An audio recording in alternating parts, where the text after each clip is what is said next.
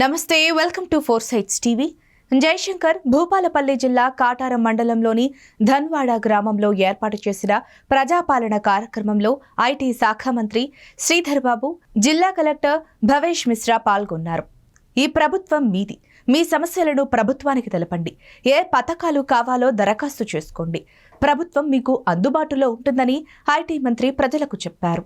కాంగ్రెస్ మేనిఫెస్టోలో ప్రకటించిన విధంగా 6 గ్యారంటీలను అర్హులైన వారికి అమలు పరిచేందుకే ప్రజాపాలన కార్యక్రమాన్ని నిర్వహిస్తున్నాం. ప్రజలంతా ఈ కార్యక్రమంలో పాల్గొని లబ్ధి పొందాలి. ఈ 5 ఏళ్లు మహిళల ముఖాల్లో ఆనందం చూడటమే మా లక్ష్యమని మంత్రి అన్నారు.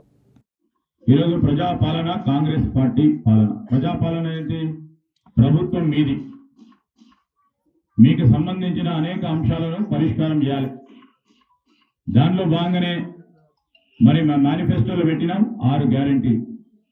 ఈ 6 గ్యారంటీలకు సంబంధించి మరి 21 రోజు ఈరోజు ప్రభుత్వం ఏర్పాటై ఈ 21 రోజుల్లో మా మహిళా సోదరిమణులందరి ముఖాల్లో చిరునవ్వు చూడాలని 9వ తారీఖు నాడు ఉచిత బస్సు మహిళా సోదరిమణులందరికీ కల్పించినాం.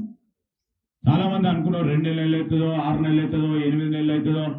ఈ పెట్టినరు, ఈ ఎలక్షన్లు అయిపోయినాయి, కాంగ్రెస్ పార్టీ ఏం చేస్తుంది అని కొంతమంది అవాక్కులు చవాకులు కూడా పలికారు. మేము అవన్నీ కూడా పట్టించుకొని ముందు కూడా పట్టించుకోను. నేను ప్రజలకు, పేదవారికి ఎంతవరకు మేలు చేస్తున్నానని పట్టించుకుంటా.